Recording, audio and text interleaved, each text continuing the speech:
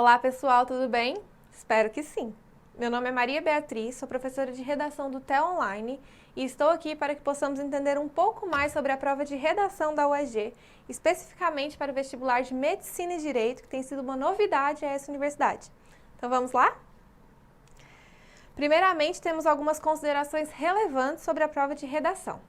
A primeira delas é que ela tem um caráter eliminatório e classificatório, ou seja, poderá somar pontos à sua avaliação ou não, se o candidato obter a nota 0.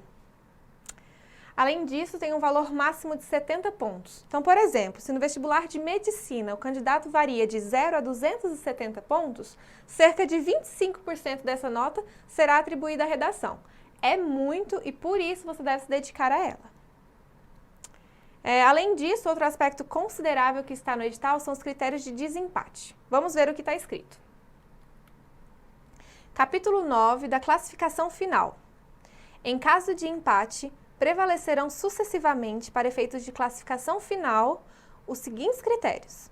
1. Candidato com idade igual ou superior a 60 anos até o último dia de inscrição neste processo.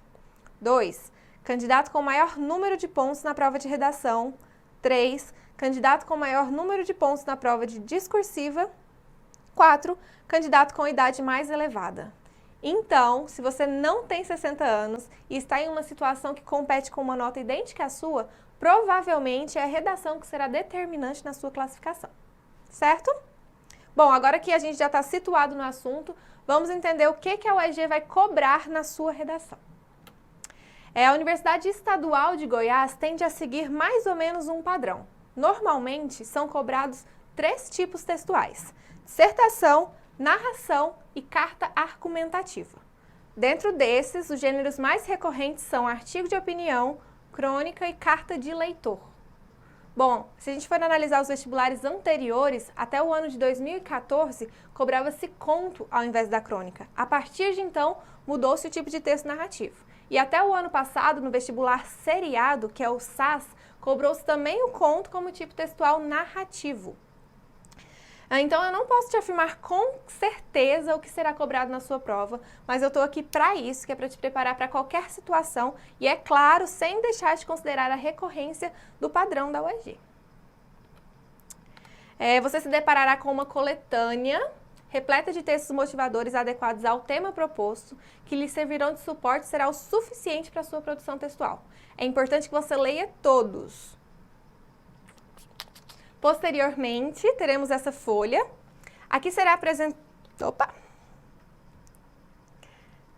apresentado o tema e, posteriormente, os tipos textuais: narração, dissertação e carta argumentativa. Dentro deles, temos os gêneros e uma descrição breve sobre eles.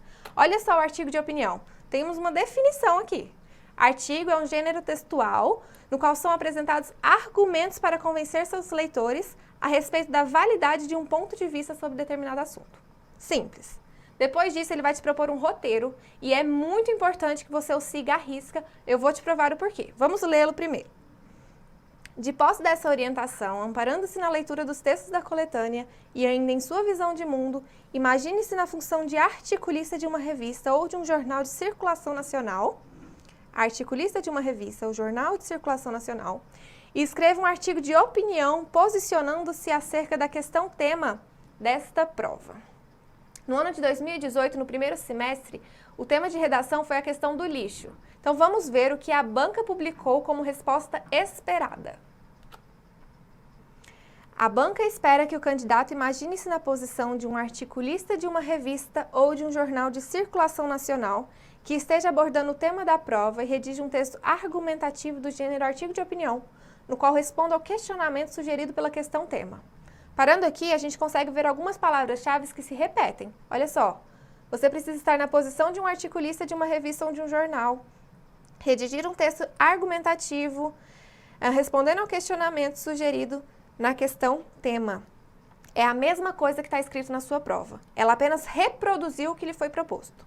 Agora, especificamente, espera-se que o candidato convença os leitores sobre um ponto de vista acerca do melhor modo de se lidar com o lixo.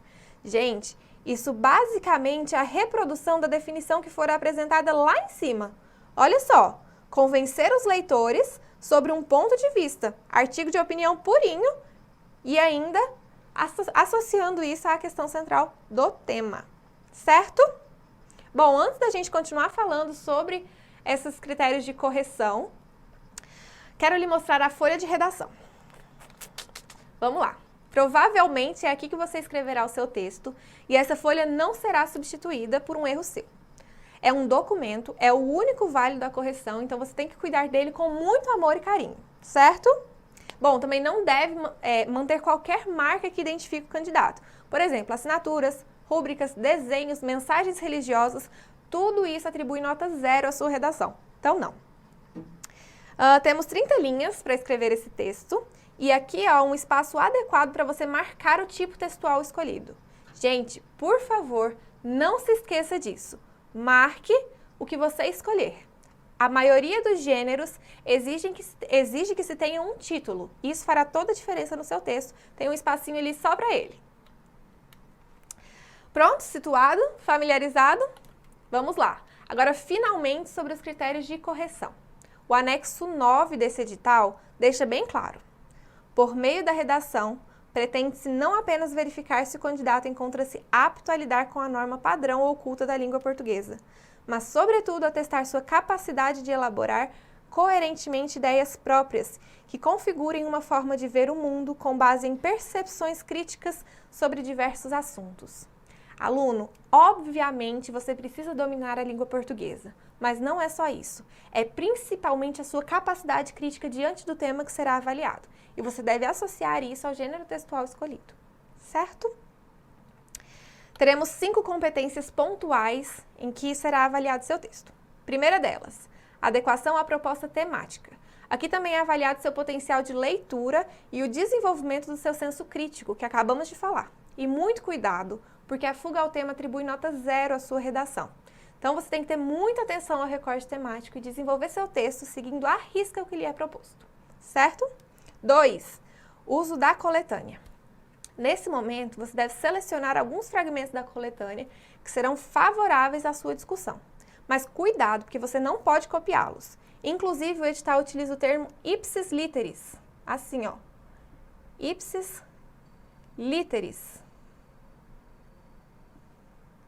Que significa mesmos termos, mesmas letras, e isso não deve ser feito. Você deve parafrasear a coletânea e usá-la a favor da sua discussão. 3. Adequação ao gênero. É aqui que você vai utilizar a sua perspicácia para lidar com as características dos gêneros, artigo de opinião, crônica, conto, qualquer que você escolha. Lembrando que você vai optar por um.